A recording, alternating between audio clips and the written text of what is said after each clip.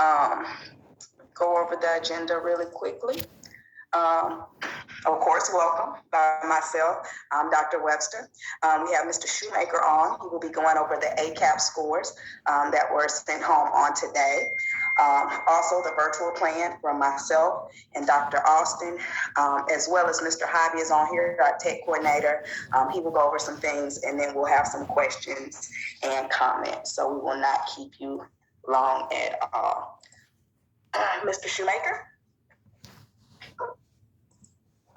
Yeah, thank you, Dr. Webster. Parents, thank you all for being here. Probably haven't had the opportunity to meet many of you, but I'm the Chief Academic Officer. Give you a little background so it makes sense to why I kind of know what I'm talking about when it comes to ACAP. Before I came here, I worked in assessment and accountability at the Mississippi Department of Education. And so we're just going to briefly talk about ACAP, which is the Alabama Comprehensive Assessment Program. Last year was the first year. So this is the first time that this test has been taken by Alabama scholars. So it's a baseline. And of course, it's a baseline during a pandemic year. So I say that because really this information should be taken with a grain of salt. I'm going to give you a few overlying points on how we did as a school. And of course, you should have received from your scholars when they got home, if they were a lead scholar last year in grades 2 through 6, and they took the statewide assessment, they should have come home with a score sheet and an explanation sheet that we need you to sign and send back to the school, because we need to be able to show, if we're audited, that we in fact shared assessment scores in the statewide assessment platform to parents. So just an overall to let you know kind of where LEAD is in comparison to the state. We do fall a little bit below the state average in each area. So there's English language arts, which our students took in grades 2 through 6 last year. Mathematics, which was also grades 2 through 6, and science, which was taken last year by our 4th and 6th graders. There's 4 levels to the state assessment. Top 2 levels, level 3 and 4, those would deem a student to be proficient in that subject area. A level 1 and 2 would be non-proficient. So in ELA, English Language Arts, we had a 32% proficiency rate. The state was slightly higher with a 47% proficiency rate. With mathematics, now I will tell you, this is an area where it took a hit, not just at our school, not just in Alabama, not just in the South, but across the country. Math took a huge hit on statewide assessments across the nation. We only had 5% of our students proficient in mathematics. The state only had 24%. That's down quite a bit from the typical number.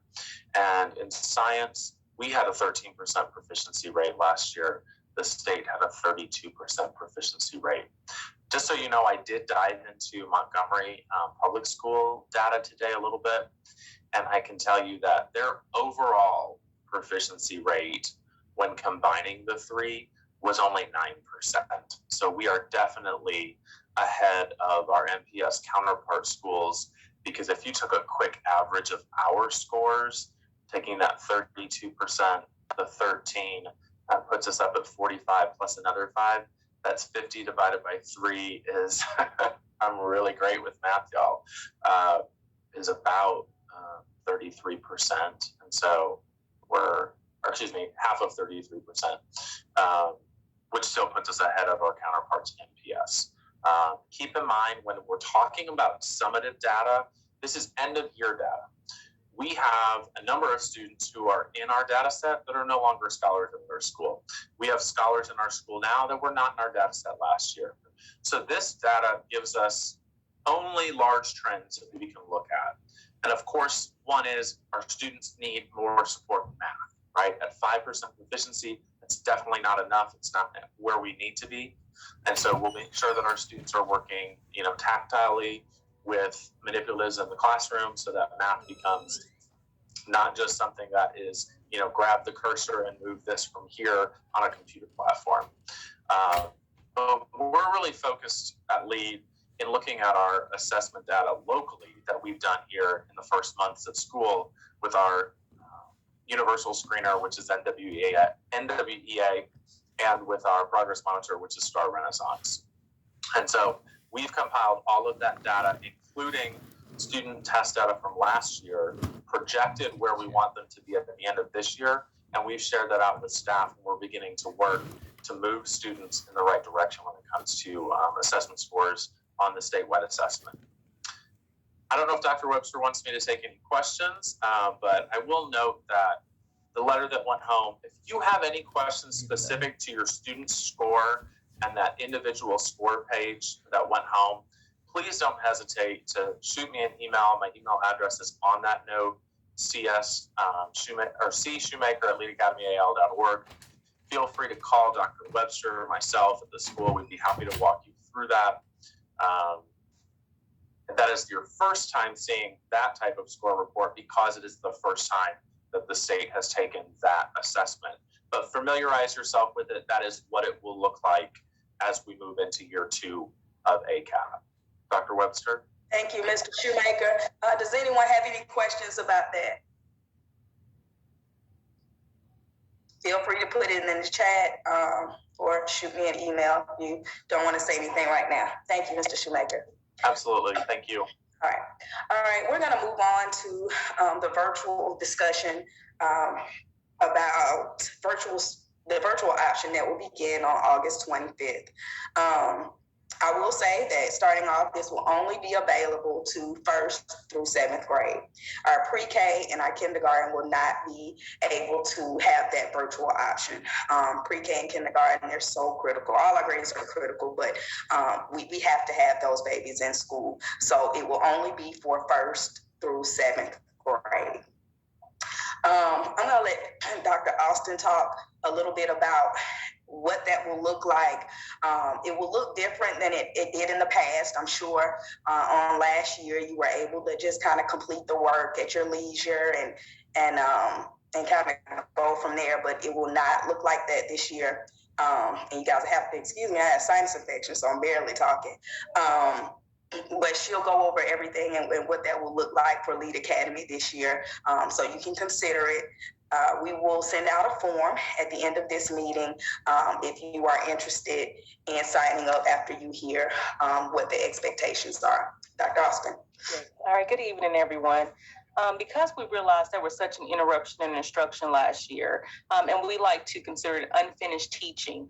We don't like to address the learning loss. It was, not the fault of the teachers nor the fault of the scholars. So our virtual option that we're offering will look like the students attending class daily.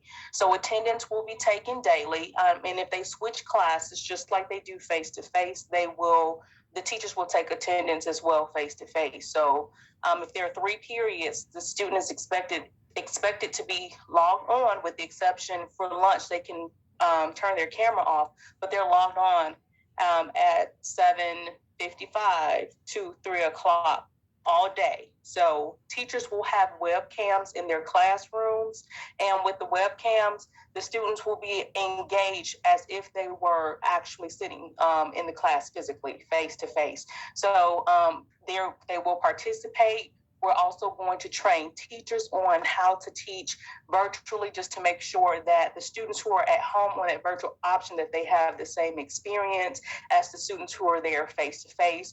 We'll also be addressing interventions, because that's something we're currently doing now, in small group instruction. And even on my end from special education, we encourage our students who have IEPs to remain face-to-face, just because with special ed is so hands-on, and we like to have that one-on-one or small group interaction with them. However, we do understand that we are still in a pandemic and some students may still have health concerns. So what that will look like, teachers will utilize the platform Google Classrooms just like they have in the past, and the specialist will add a link to Google Classroom. So if your student or your scholar or child has an IEP, then they will be able to click on that link in Google Classroom and meet with that special ed teacher, and then come back to that whole group instruction. So again, our virtual option will mirror face-to-face. Attendance will be taken. We will ask if that's the option that you select, that you sign a form stating that you are aware of our conditions and you agree to meet them. And when we take assessments, we would like raw data. We would like to be as raw as possible, which means we know in the past, and not here, just everywhere, children are getting help from home with the assessment. So we want to assess the scholars to see what they know. So we will ask when we do our district assessments in the middle of the year. We just completed the beginning of the year, as Mr. Shoemaker said, that they come back face to face. We will develop a schedule to get them in safely and make sure that we can socially distance them. And we will administer the STAR test, just assess them, and then they can return back to their virtual option. So more information about that will be coming up later as we approach assessing them. But that is our virtual option at this time. Thank you, Dr. Austin. Yes.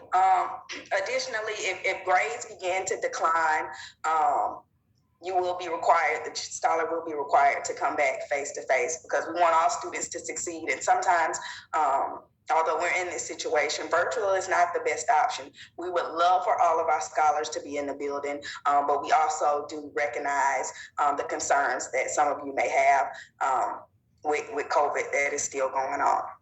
So that's the virtual, that's how it will look. They will do the exact same thing the students that are face-to-face do. You will see the teacher. Like Dr. Austin said, we just ask that if you do choose the virtual option, that they're in an area that's conducive to learning. There are no background noises and people walking by and little siblings and all those things that happen during virtual learning that we learned about within the last few years. Also for lunch, it will be the same as last year.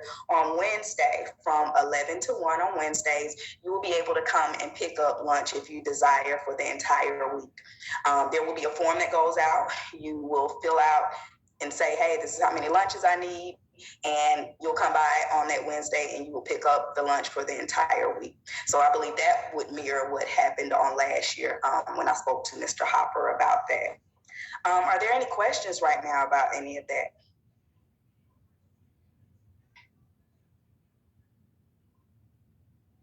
Yes, I see some questions in the chat. Yes, your scholars will have the exact same teacher. We will not change teachers. That teacher really won't have to do anything different because the camera is on them in the classroom. So as they're teaching the face-to-face, they're teaching your child as well. That is virtual. So they will not switch teachers.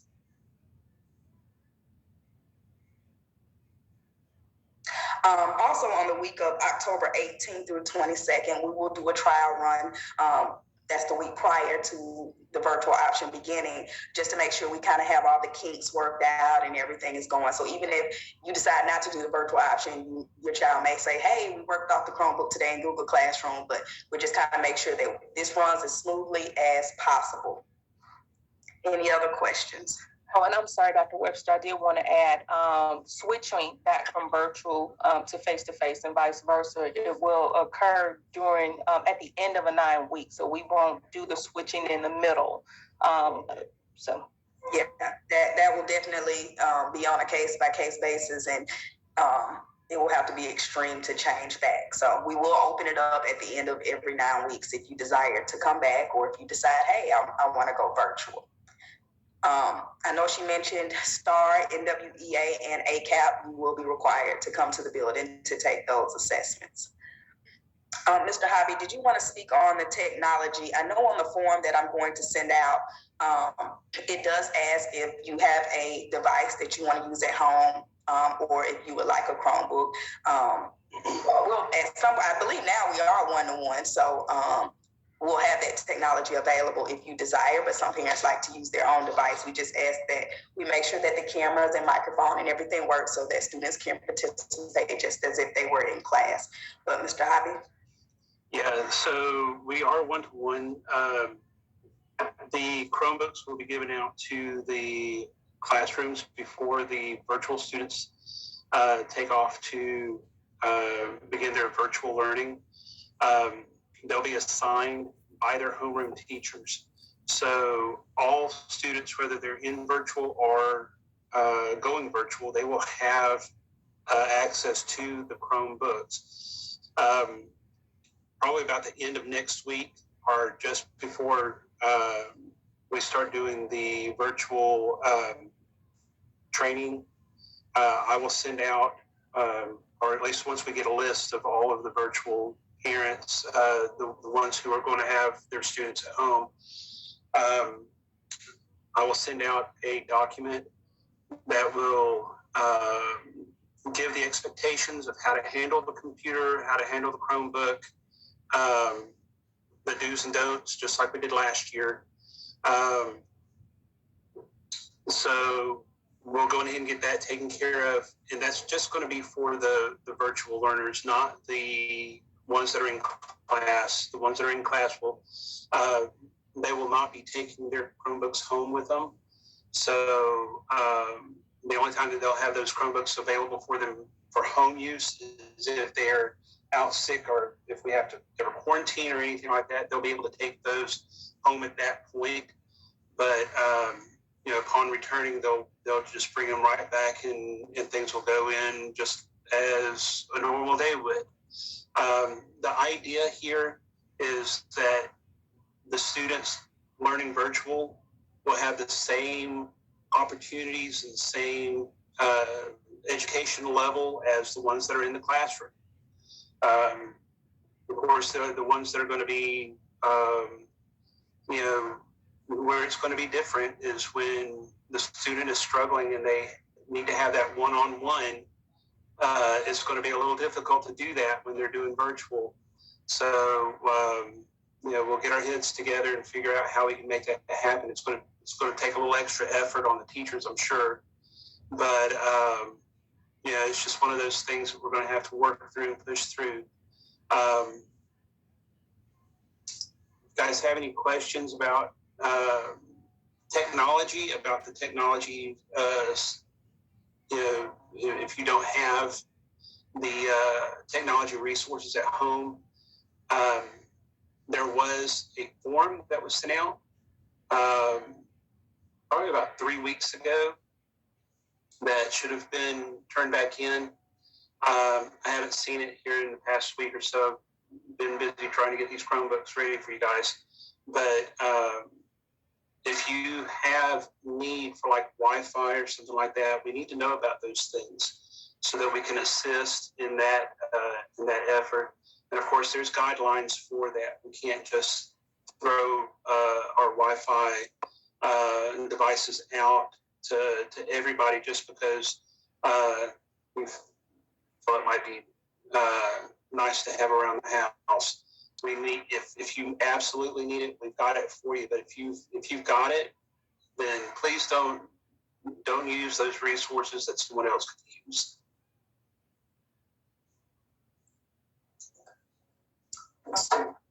Thank you, Mr. Hobby. I did have a few questions. I guess some people jumped on late. No, pre-K will not be a part of the virtual option. Pre-K nor kindergarten will be a part. Our virtual option will start for first grade and go up through seventh grade.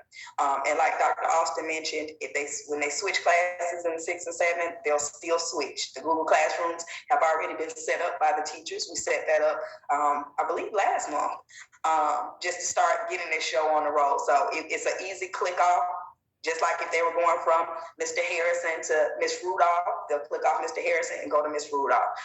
That's going to be simple.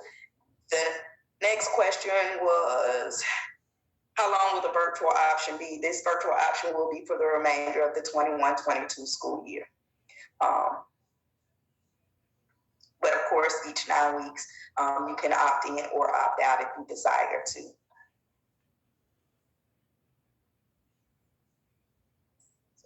Some private messages too, so I'm trying to make sure. Any other questions, concerns about the virtual option? Yes, ma'am, I have one. Last year for virtual, we had the opportunity to, I guess a certain amount of days to have the assignment completed if they, I guess, needed a little more assistance from the parent to get an understanding, like if they didn't complete it within that time block or that time frame. of the day, are they still given that opportunity, or like everything needs to be turned in at the exact same time as the? Yeah. You can kind of understand what I'm saying. Everything, for the most part, will have to be turned in at the exact same time as the students that are face to face. To be fair and consistent across the board. But I'm sure if you get with the teachers and you say, hey, they need a little more help on this, which if they were face to face and they needed more help, the teacher will provide those interventions in that time for that. But that is actually a great question, because I forgot to mention there will be no paper packets. I know a lot of times the technology can get a little tough or rough, and it doesn't. We're not going to do any paper packets, none whatsoever. That will not be an option. So if you feel like we may need a paper packet, they will have to be face to face. But that was a great question. But it will be the same platform. If you get with the teacher, communicate, hey, we need a little more time. I'm guaranteed the teacher will work with you on that. But it will be consistent across the board. Thank you for that. One more question with that. Yes. So are they using books in the classroom now, since there are not any paper packets? Are there books being utilized in the class now that they'll be able to bring home? They will have their books that they can use at home as well. Everything that the students that are face to face, they have the students that are virtual will have as well. Because the thing that we're trying to do is, even with the students that are face to face, they will turn their work in just as the students that are virtual. So they will still submit through Google Classroom and all of that as well. But the students that are at home will also have their book to refer to, just like the students that are face to face. Okay, and if they have projects or anything, like last year when they had little projects to do, we just took a picture of it and uploaded it to Google Classroom. Do we still do it that way, or bring it up to the school? Yes, that will be the same way. Okay. I'm sorry, you're on mute, Austin. I'm sorry. Can you hear me? I'm sorry. I was just saying take a picture. I'm sorry. Yeah, you can take a picture of it, and it'll still be graded off the rubric, just like if they were here face to face. And I'll just note, yes, students will have their consumable books that they can take home, but they'll also have access virtually as well through our curriculum platforms. So students will have multiple ways to access the content that they need to in order to participate in this virtual option. Okay. I'm sorry, you guys. I did have the sign-in sheet to request permission, but it should be open now. If you look in the chat, you can click on the link and sign in. Any other questions, concerns, comments about? There's a question here. Will there be a login codes for each teacher on Zoom? Once we get everything set up and go through the training for the teachers, they will all be consistent from one teacher to the other. There'll be logins, and just like you saw last year, if you did it last year, the login will be available at I think it's the top panel of the Google Classroom, and so the student will be able to log into that classroom from there. So a lot of the stuff that the student's going to do is going to come through Google Classroom. So they'll be able to get the logins from you.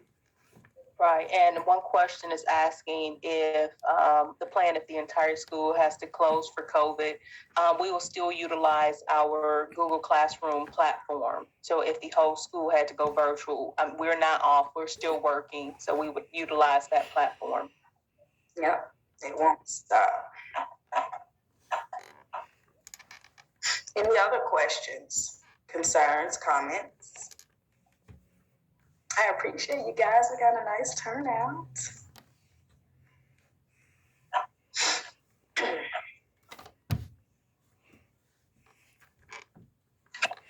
Well, I have one question. I came in a little late and I probably missed it. But will you guys be providing them with like the Chromebooks like last year? Yes. Mm-hmm. If you're virtual, you will be provided a Chromebook. Mr. Ivy went over all that same like last year. Yeah, that'll be the same. I'm going to attempt. I know a lot of you work, and that I'm actually answering. Someone just wrote me, and I'm actually answering that now. We will probably do an after school pick up for Chromebooks. I wanted to say possibly during school, but we're so busy, I don't see that happening. So probably after school one evening, we can do like a 4 to 6. And then also, I know Dr. Austin and I spoke about a possible Saturday. I'm okay with that. If that would work for you guys, whatever works for my parents, I'll make work for myself. So if a Saturday is better, if you don't get off till late, just let me know and we can make that happen. We will probably do it per grade levels. Maybe like first, second, third one day and like that, so we won't have so many people at the school at one time. If the kids receive a possible exposure letter, do they have to stay at home or is it optional? If you received a letter that your child has been exposed, they do have to stay home for 10 days. And with that, they will, going forward, once virtual starts, if they receive the letter, when they go home, they'll receive their Chromebook as well with them. That way, learning doesn't stop. It continues to go on. So it's not optional. If they get a letter and say that they were in close contact with someone, yes, they have to stay home. But hopefully with the virtual option, we won't have many of those anymore because we won't have as many students and they can be spread out even more.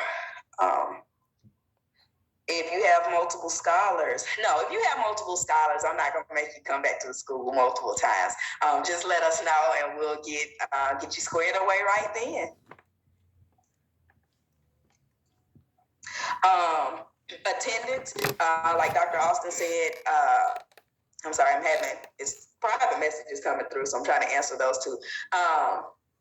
You will have, just like if you have a doctor's appointment and your child is virtual, going forward, and the other parents will know, I'll tell you now, it's going to be a 3-day policy that you have to bring an excuse in. So if your child is not on virtual and they're marked absent, snap a picture of the excuse. When you get back, send it to the teacher, email it to myself or my secretary, and we'll get that excuse so you'll be able to submit the work. What I've noticed is some students that are absent and that have been absent back in August are now bringing an excuse, and that's not going to work. So we're gonna put a 3-day limit on those excuses. But you can, I met a lot of parents, if they're absent one day, the next day they bring it back, and I appreciate that. Someone asked, how does testing work? Are you referring to the state assessments, the benchmark assessments, ACAP, which is our state assessment? The students will come to the school, the NWEA and STAR baseline quarterly testing, they will have to come to the school. Now, if you're referring to a test that the teacher gives, they will take that test at home. That's why we just ask that make sure that the student is by themselves, no one is around assisting them in any type of way, but they will take their test at home. The only time the students have to come into the building are for NWEA testing, STAR testing, and of course our ACAP testing. You're welcome. I want to also clarify that as far as the Chromebooks are concerned, the Chromebooks will go home with the virtual, with the scholars that are doing the virtual learning on the last day that they are here at the school for face-to-face. If the parent signed the form, only if this parent has signed the form ahead of time. Yes. So yeah, it's important. It's important. That's fine. Yeah. Thank you. Yeah, that keeps us from having to set up an extra day in a complicated schedule to come up here and get your forms and all this other stuff. The students will have a full week of training on those computers, so they'll know exactly what they need to do. The teachers will have a full week of training of how to help the student along virtually. So we'll do everything we can on our part to make sure that everybody's prepared. And of course, if you ever have any questions, you're stuck on something, on a program or a site or something like that, don't hesitate to let us know. Let your teacher know. The teacher can get in touch with me, or if you want to get in touch with me, that's fine. I just need to know some details about where you're at, what you're doing at the time, so that I can get some help to you. Okay. All right, I have a hand up and then I have a question. Skylar Williams, you can go ahead with your question first. Yes. So I know we have a sign-up sheet for the virtual kids. If you have more than one scholar and you sign both of them up, but one decides, hey, I want to just go ahead and stay in school because you have already signed that child up, do they have to go ahead since you've already That sign up sheet, I haven't sent the official sign up sheet. It will follow this meeting. That sign up was for me to present to the board the option to go virtual, for them to get approved that. So once, I kind of looked at the data and said, okay, you guys, this is how many we have. This will be, that was roughly for data. Now the official sign up sheet will follow this message. And I wanted it to go out after we did this. That way people had a full understanding. I know a lot of you work, so you can't make sure that your child is on all the time like they should be, and kind of just say, that's different than last year. I don't know. I want them to be face to face. So after this meeting, the official sign up sheet will follow that, and you can just sign per child. If you have 3 or 4 children, you sign that up. Now, if you sign up after today and decide, as long as it's before October 25th, I don't mind, if they change their mind, but after October 25th, it's going to be tough. It's going to be on a case-by-case basis, just because we have to be consistent, and, our teachers need to know ahead of time who's virtual, who's face-to-face, so they can plan it, and we want everything to go on right, so yeah. Okay. All right. I have a question. Do we know how many students? No, I don't know how many are going virtual, because we haven't put that out yet, the form out. So I'm unsure how many people will go virtual. I'm sure it was a lot because I used to get plenty of emails. But we want to do it, and we want our scholars to be successful with it.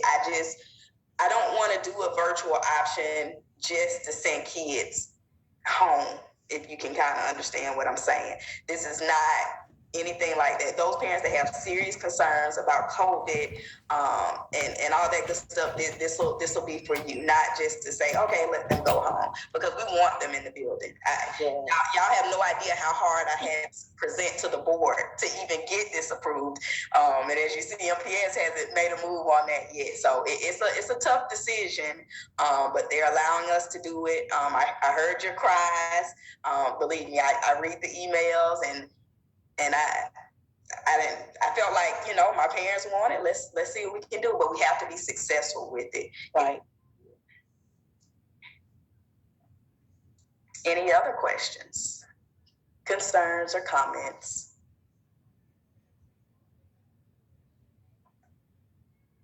Am I forgetting anything, Dr. Austin? No, not that I can think of. And if you're virtual as well and you desire to have a parent conference, it'll be via Zoom, just like if you were at school, you can do it during the teacher's planning or after school, before school. That will remain the same. Of course, progress reports are already digital, so you don't have to worry about that. If we do different days, spirit days, the students that are virtual will be able to participate as well and have their stuff on camera and all that good stuff. And I just want to add one last comment. I just ask parents that you all just be patient with us. We want this to be very successful, like Dr. Webster said. We've given this tons and tons of consideration because we have looked at the data. We know what the numbers say. We know what the scores look like. So we're not going to get everything perfect on this first try, but just know that we are behind the scenes just planning, trying to cross all of our T's and dot all of our I's, because we know the work that's ahead of us. Thank you. Any other questions? If you can't think of any now, but you think of any after this is over, if you email me, I will email you back. If you email me today or yesterday, I apologize. When I get back tomorrow, I will email you as well. Yes, uniforms while virtual.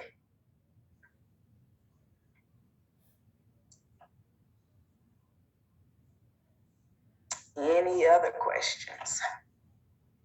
Unless it's a spirit day and they're wearing red shirts or pink shirts, and you should have received a flyer. We're going to participate with our breast cancer awareness on Friday, so they can wear pink shirts. Well, pink everything as long as it's school appropriate. And if no pink, they have to wear their uniform. But yes, uniforms while on camera. And all students will have to have their camera on at all times. I think Dr. Austin said that. I had to step away for a minute. These are some great questions, you guys. And like I said, if you think of any after this is over, please shoot me an email. I will email you back. If you email me, like I said, these last 2 days, I haven't responded yet. I will be responding to you in the morning when I get into the office. You guys are awesome. I love my Hi, good evening. Hey. Hey, I kind of got in late, so I kind of missed most of it. Is there like a email or something that you're going to send out to kind of touch base on what you went over? Because I was kind of late. I had got off work kind of late, so I missed most of the meeting and just still wanted to kind of know what was discussed. Absolutely. I will do a recap when I send the Google form out, the official Google form. If you, after this meeting, you still desire that you want your scholar to go virtual, absolutely, I'll put it on there. And just as well for the ones that didn't even log in at all that still may want to know, I will recap everything. So I was going to do it tonight, but just in case I forget some things, look for it by the end of the day tomorrow. Okay, sounds good. Thank you. Will students be allowed to attend field trips if the class going? I don't know. Hold on. Let me see how that works. I would say yes. I would say yes if they go on a field trip. Most of the field trips that we're doing this year anyway are virtual, so they will be able to participate.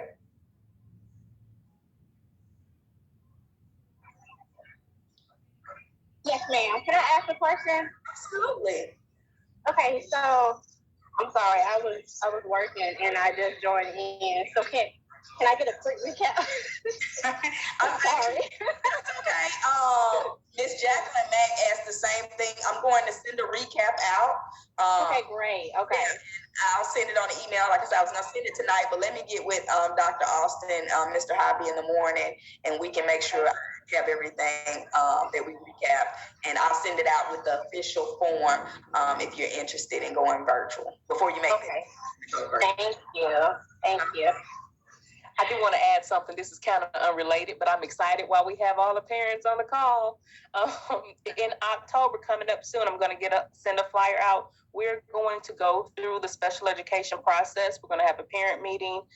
It will be via Zoom. So if you're interested, just look for that. I haven't created it yet, but just to give you more information, if you're concerned about your child's academics, if you want to make a referral for SPED, what is special education all about? We're going to go through that, so look for that. Yeah, thank you. Yes, I'm so excited, and we thank you guys. We got traffic down. I mean, by 3:30, we're done with cars. Praise God. So, and I'm sure that number will drop once we decide to go virtual. But we thank you guys for following the rules, staying in your vehicles, and all that. You have no idea, for the safety of the kids and us. That plays a big part. So thank you. Yes, Miss Williams. Oh no, I was just doing the clap hands for the traffic. Yes. Yes. Yes, ma'am. It's so much better. Thank you guys for working hard on that. It's so much better. Yes. Yeah, because when we have a lot of parents walking up, we have to take our eyes off the kids and the cars coming to talk. Yeah, and it's a big thing. And I know some were upset with me, but I still love them. But we got it down, and it's just for the safety of our scholars. So I appreciate you guys. I love leading. I love these parents. You guys have no idea. You're so involved. And this is as much participation that I've seen in a probably over 10 years. So I'm excited, you guys. Keep it going. I do have one more question though. If the child does decide to go virtual and they're doing the after school program, like the dance with Tanya Feed, can they still come they still just come up at the end of the day and do that, or? I would assume so. That'll work. That'll be fine. Or do you know if she's going to do a virtual option to accommodate this? She will. I will let her know Thursday because I don't think that she knows we're going virtual yet. Virtual option, but I will let her know. And I don't see a problem with that. I have to get you guys some signs that way, because a lot of people try to come up. So if you have the sign, it's easy to say, okay, they're dance, they can come in the building. So if that's the case, we'll make sure that we have that. Okay, thank you. You're welcome. Any other questions? If not, I appreciate you guys for your time. And I hope that we did not keep you long at all. You guys have a great evening, and I will see you guys in the morning for arrival.